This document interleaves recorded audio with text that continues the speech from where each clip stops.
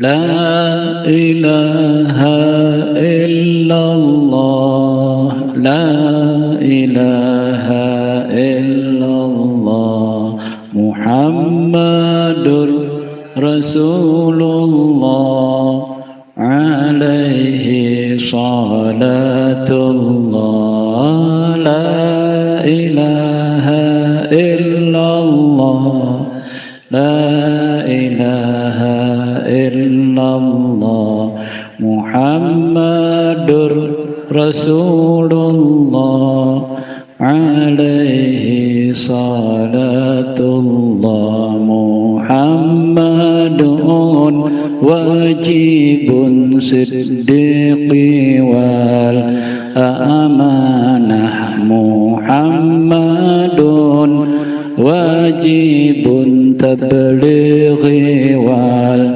فأطعنا محمد مستحيل كذب والخيانة محمد محال كتمان والبلد محمد بشر فليس كالبشر بل هو كالياقوت والناس كالحجر لا إله لا إله إلا الله محمد رسول الله عليه صلاة الله اللهم صل وسلم وبارك عليه وعلى آله. السلام عليكم ورحمة الله وبركاته. بسم الله الرحمن الرحيم. الحمد لله رب العالمين وبه نستعين على أمور الدنيا والدين والصلاة والسلام على أشرف الأنبياء والمرسلين سيدنا وحبيبنا وشفيعنا وقرة أعيننا سيدنا ومولانا محمد صلى الله عليه وسلم وعلى آله وصحبه أجمعين. سبحانك لا علم لنا إلا ما علمتنا إنك أنت العليم الحكيم. رب اشرح لي صدري ويسر لي أمري واحلل عقدة من لساني يفقه قولي. اللهم صل وسلم على سيدنا محمد مفتاح باب رحمة الله عدد ما في علم الله صلاة وسلاما دائمين بدوام ملك الله وعلى آله وصحبه وسلم. Amma ba'du. Yang sama-sama kita muliakan, kita hormati guru kita bersama Al-Habib Shadiq bin Muhammad Asgab. Semoga Allah Subhanahu wa taala selalu memanjangkan umur beliau dalam keadaan sehat walafiat dan dikabulkan segala hajat-hajatnya. Amin ya rabbal alamin. Sama-sama kita hormati para alim ulama yang hadir bersama kita, namun tidak dapat ulun sebutkan satu persatu daripada nama-nama beliau, namun tidak mengurangi rasa hormat dan takzim ulun kepada para alim ulama, wabil khusus kepada sahibul bait Haji Rusdi beserta keluarga, istri dan keluarganya. Kita doakan bersama-sama mudah-mudahan selalu diberikan panjang umur dalam keadaan sehat walafiat dan diberikan keberkahan usahanya. Amin ya rabbal alamin. Hadirin hadirat yang dimuliakan Allah, puji syukur kehadirat Allah Subhanahu wa ta'ala atas segala limpahan nikmat yang diberikan kepada kita. Nikmat sampai sekarang ini kita diberi umur panjang, alhamdulillah, dalam keadaan sehat walafiat, alhamdulillah, dan masih ditetapkan iman dan Islam kita sampai wayah ini. Alhamdulillah. Mudah-mudahan terus diberikan ketetapan iman dan Islam kita seberataan, sekeluarga kita 7 turunan sampai akhir ajal kita dalam keadaan husnul khatimah. Amin amin Allahumma. Nikmat kawa mengamalkan ibadah, nikmat kawa istiqomah belajar. Ini belajar ini adalah ibadah. Thalabul ilmi ruknul Islam. Menuntut ilmu itu adalah rukun Islam. Jadi orang tidak menuntut ilmu, maka dia meninggalkan rukun Islam. Hadis Nabi SAW itu. Jadi alhamdulillah bisa istiqomah menuntut ilmu, alhamdulillah bisa ibadah, alhamdulillah kawa sedikit-sedikit menjauhi maksiat. Kalau menurut ulun jangan sedikit-sedikit bang, langsung 180%. Harus tinggalkan, jauhi dan tinggalkan. Jangan sedikit-sedikit, nanti takut sedikit-sedikit masih ada sisa sampean mati. Kalau mati kayak apa kalau bersisa maksiat bang? Ulun masih apa tuh? Masih terbayang satu kalimat dari guru ulun berapa hari yang lalu. Ceramah mentakziahi seorang meninggal, seorang habaib. Orangnya alim habaibnya. Sofi hatinya bersih. Namanya manusia ya lebih kurang ya pasti ada salah dan lupa, tapi terkenal orangnya nih alim sofi, tapi nggak ketahuan. Ketika guru ulun menyampaikan tausiahnya, mudah-mudahan hadzal mayyit mudah-mudahan jenazah ini tidak melalui azab berdahulu.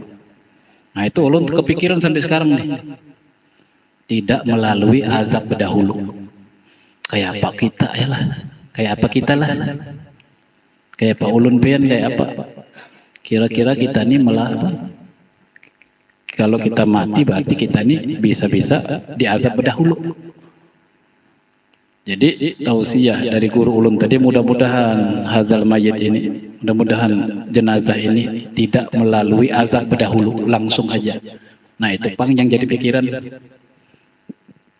Jadi wajar aja ujar kalau kita 180 derajat harus meninggalkan maksiat itu wajar aja, sudah siap-siap sudah. Jangan sedikit-sedikit bang, kalau sedikit-sedikit salah, takutnya belum tuntas kita mati. Kalau mati berazab berdahulu, kalau azab pedih, pian azab, maulah azab. Sehari aja kan ada yang sanggupnya sejam aja. Nah itu jadi pikiran ulun. Kayaknya ulun nih kada perlu lagi ketemu sama orang, kayaknya di kamar aja ini kayaknya. Iya kayaknya harus kada kawa jua, ternyata harus keluar untuk apa, menyampaikan manfaat, memberikan manfaat untuk orang banyak. Amun ulun kada kawa memberikan manfaat, lebih baik di rumah aja ulun. Pian tuh bang, amun kada turun ke majelis, amun kada ibadat, kada usah kemana-mana, ibadat di rumah aja. Kecuali turun ke majelis pun itu minta izin lawan keluarga, kalau diizinkan oleh suami tadi ya kalau. Nah itu yang jadi pikiran ulun, satu aja kalimatnya, mudahan jenazah ini ya ketika dia masuk ke dalam kubur mudahan tidak melalui azab berdahulu. Nah itu kepikiran ulun, mudahan pian kepikiran juga. Masya Allah. Jadi alhamdulillah berkat taufik hidayah dari Allah Ta'ala kita kawa istiqomah. Yang paling harus dijaga adalah dosa kepada manusia. Jadi pian kita ini banyak berdiam aja lawan manusia nih. Walaupun sakit kada apa-apa berdiam. Jangan sampai kita menyakiti orang. Bismillahirrahmanirrahim. Di dalam kesempatan pada malam hari ini ulun pian sama-sama mengaji. Ulun di sini niatnya juga dari rumah belajar, Bang. Belajar mendengarkan apa bacaan yang disampaikan oleh Habib Sodik tadi. Ulun membaca kitab nih niatnya belajar juga, membaca kitab sifat 20 nih. Cuma tugas ulun membacanya dan menerangkan. Ulun pian sama-sama belajar. Ada lagi Bang. Belajar kita, duduk kita sama-sama di sini ini mencari ridho Allah, mencari syafaat junjungan kita Nabi Muhammad SAW dan mencari barokah dari pengarang kitab. Itu aja pengniat kita. Sedikit ulun membahas tentang Ahlus Sunnah wal Jamaah. Guru kami menjelaskan dalam fatwanya Al-Imam Al-Hafidh Al-Musnid Al-Kutub Sayyidina wa Maulana Al-Habib Abdullah bin Abdul Qadir bin Ahmad bin Faqih radhiyallahu an yaqulu qal hadaful hayat syai'ani, tujuan hidup itu ada dua. Tujuan hidup itu ada dua, ma'rifatullah wa ma'rifatur rasuli, mengenal Allah dan mengenal Rasul. Ternyata mengenal Allah dan mengenal Rasul yang menjadi tujuan hidup kita, hakikat hidup kita ini harus memahami dua ini. Jika kita paham makrifat kepada Allah dan Rasul, berarti kita masuk golongan ahlus sunnah wal jamaah. Ya, sebab disebutkan di situ akidah ahlus sunnah wal jamaah. Akidah itu isinya apa? Isinya sifat. Isinya 50. Akidah itu isinya 50. Ahlus sunnah, ahlu itu artinya ahli ilmu dan amal. Kita belajar ilmu, kemudian kita beramal. Kita sudah masuk ahlus sunnah nih. Sunnah mengikuti sunnah-sunnah Rasul yang diajarkan oleh para guru kita. Wal jamaah mengikuti sahabat, terus turun ke tabi'in, terus ke tabi'in, terus para alim ulama yang nyambung kepada sahabat dan kepada Rasulullah SAW. Ajarannya tuh. Akidahnya apa nih? Akidah ahlus sunnah. Akidahnya itu adalah 50. Apa isinya 50? 20 sifat yang wajib bagi Allah, 20 sifat yang mustahil bagi Allah, 1 perkara yang jaiz bagi Allah, fi'lu kulli mumkinin aw tarkuhu. Jadi jumlahnya 41. Ya kalau 41. 10. Ya, 10. 20 sifat yang wajib bagi Allah. Ya kalau wujud kidam bako mukhalafal hadis kiamatan misalnya. Ya, kudrat ibadat sama-sama. Jadi 20 yang wajib, 20 yang mustahil. Kemudian 1 perkara yang jaiz, 41. Ditambah lagi 4 sifat yang wajib bagi Rasul, 4 sifat yang mustahil bagi Rasul, 1 sifat yang jaiz bagi Rasul. Jadi berapa? 9 ditambah 41 menjadi 50. Itulah akidah. Jadi akidah ahlus sunnah wal jamaah. Jadi kalau tidak paham 50 ini belum paham akidah, maka belum menjadi ahlus sunnah wal jamaah. Adapun amaliyah ahlus sunnah seperti keterangan sholat, masalah wudu, mengikuti keterangan ahlus sunnah wal jamaah tadi adalah yang diambil daripada keterangan syariat Imam Syafi'i. Adapun amaliyah ahlus sunnah wal jamaah seperti tahlil, ziarah, maulid, baca manaqib, kemudian hadir ke majelis taklim, ini termasuk amaliyah ahlus sunnah wal jamaah. Ini amaliyahnya, ya. Tapi banyak di wayah kita ini, di waktu kita ini, mungkin pada zaman sebelum kita ini sudah banyak orang yang mengamalkan amal-amalan ahlus sunnah, ziarah, ya kalau maulid, Isra Mi'raj, baca manaqib, hadir ke majelis, haul. Banyak, tapi sedikit sekali yang memperhatikan dirinya, ya, apakah sudah menjadi ahlus sunnah apa belum. Sebab orang untuk menjadi ahlus sunnah itu harus paham akidah. Ditakutkan kita ini, ya, kalau kada paham akidah, takutnya kepahaman akidah kita melenceng. Sebab ada satu hadis Nabi besar Muhammad SAW, ada 73 firqah, golongan, yang mana 72-nya itu kada ada yang selamat, yang selamat hanya 1. Yang selamat hanya 1 adalah ahlus sunnah wal jamaah. Yang 72-nya kada selamat. Seperti apa? Contohnya yang 72. Kepahaman seperti apa? Seperti kepahaman kelompok Mu'tazilah, kelompok falasifah, kelompok Barahimah, kelompok Qadariyah, kelompok Jabariyah, kelompok Khawarij, kelompok Syiah, dan banyak lagi, sejumlahnya ada 72. 73-nya adalah satunya adalah Ahlus Sunnah wal Jamaah. Yang 72 kada ada yang selamat. Yang selamat hanya satu kata Rasulullah, yaitu Ahlus Sunnah wal Jamaah. Namun kita harus perhatikan, apakah kita sudah menjadi Ahlus Sunnah apa belum. Takutnya kita beramal, takutnya masuk ke paham Qadariyah. Ketika kita beramal, takutnya paham kita masuk ke Jabariyah. Ketika kita beribadat, takutnya dalam ibadat kita masuk paham di hati kita adalah paham apa? Mu'tazilah atau Barahimah atau Falakiyah, atau Falasifah atau Barahimah atau Syiah. Nah, di sini perlu kita perhatikan. Contoh ya, contoh yang Mu'tazilah nih. 73 golongan kata Rasulullah, satu yang selamat. Berarti 72-nya tidak selamat. Yang selamat Ahlus Sunnah wal Jamaah. Contoh 72 yang tidak selamat saya contohkan. Api, sampean tahu api lah. Api itu panas. Kata kaum Mu'tazilah, Allah Ta'ala itu menciptakan panasnya api, meletakkan panasnya api, kekuatan panasnya api kepada api. Jadi yang membakar itu adalah panasnya api, bukan apinya tapi panasnya, kata kaum Mu'tazilah. Pernahkah sampean berpikir dulu seperti itu? Oh, ini yang membakar kayu ini panasnya ini, bukan apinya. Ada lagi Mu'tazilah yang berpikiran api dan panasnya.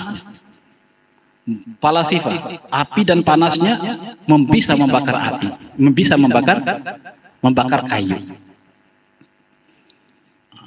Atau lagi pikiran kepahaman orang Mu'tazilah, Allah Ta'ala itu memberikan kekuatan. Ya, memberikan kekuatan kepada orang, habis itu dilepas orang itu seperti boneka dikasih baterai, habis itu terserah boneka mau jalan kemana, mau duduk, mau apa, Allah Ta'ala berikan kekuatan. Paham? Ini paham siapa? Ini paham Mu'tazilah.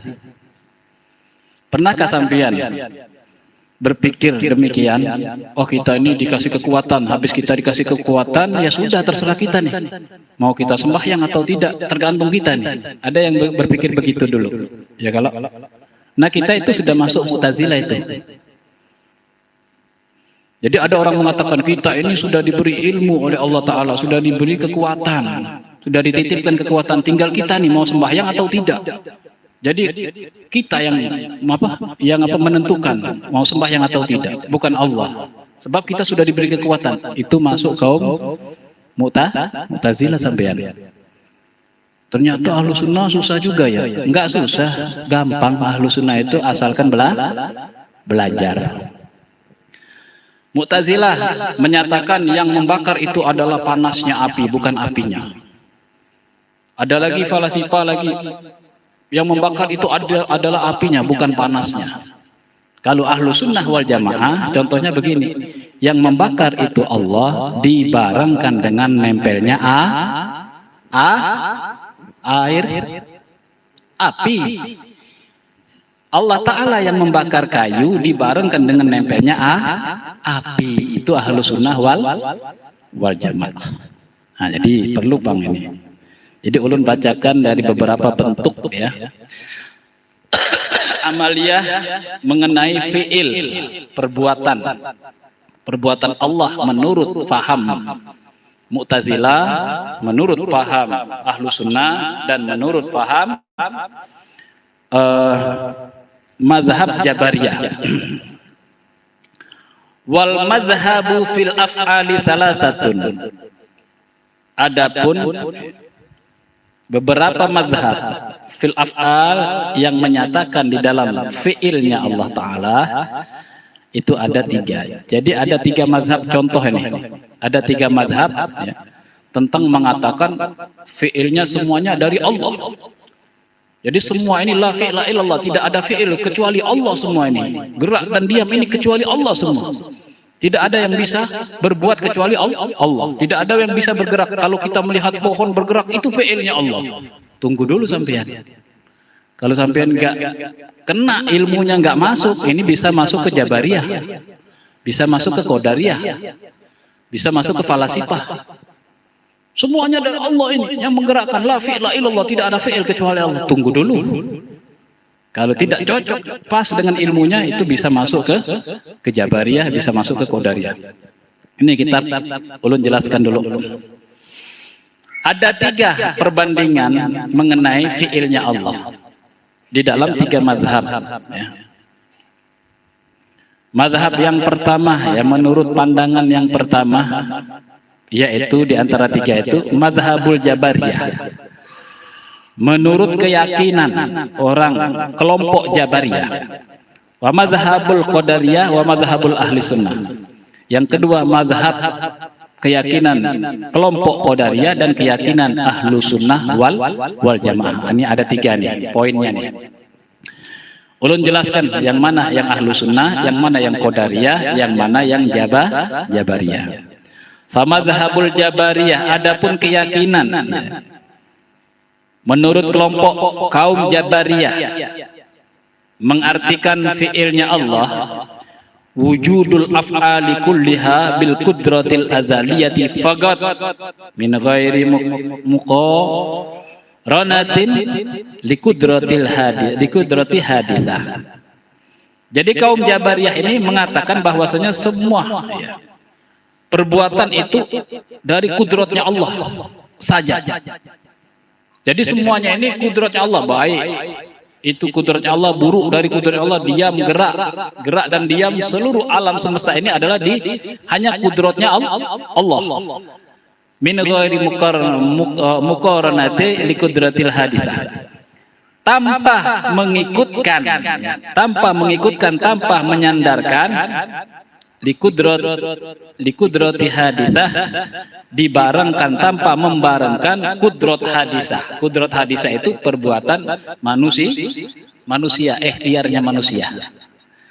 Jadi dia mengatakan semuanya, tidak ada ikhtiar manusia, semuanya adalah Allah. Nah ini masuk kepada paham apa? Jabariyah. Semuanya mengatakan Allah. Tidak ada perbuatan manusia, itu tidak ada. Jadi dia tidak memasukkan perbuatan manusia ini adalah ikhtiar, ini tidak ada katanya ikhtiar, itu semuanya dari Allah. Padahal perbuatan manusia yang hadisah ini harus dikatakan ada, ya, harus dikatakan ada, tapi keadaan perbuatan manusia ini juga diciptakan oleh Allah, tapi ada ikhtiarnya.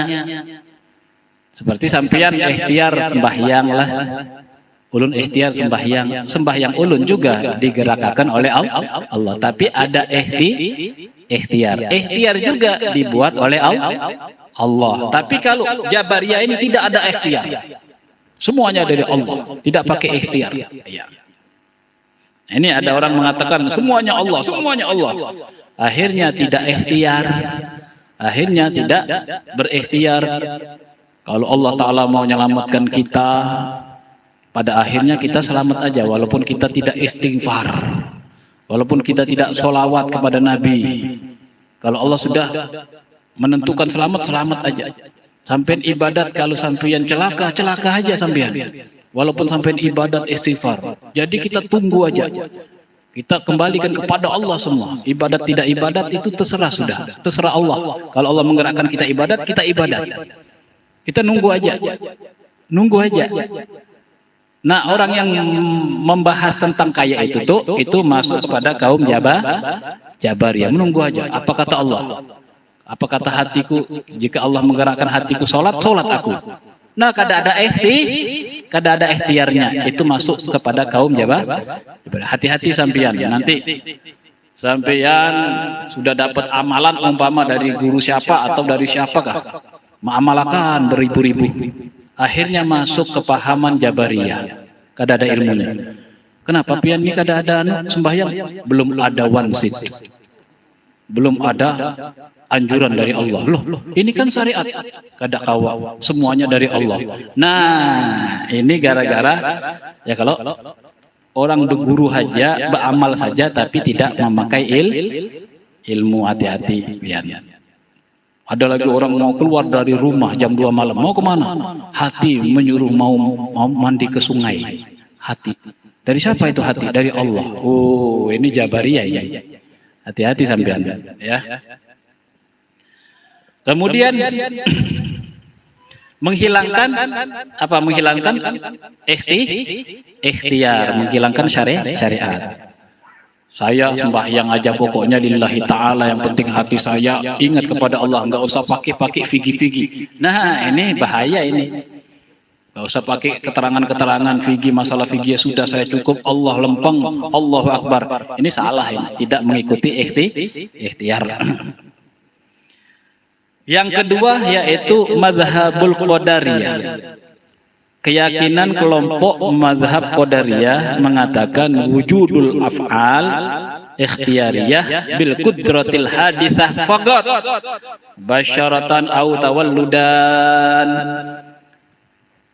Menurut keyakinan kelompok mazhab qadariyah adalah semua adanya perbuatan ikhtiyariyah, yaitu yang berupa ikhtiar. Jadi semua perbuatan itu adalah hasil dari ikhtiar. Bil qudratil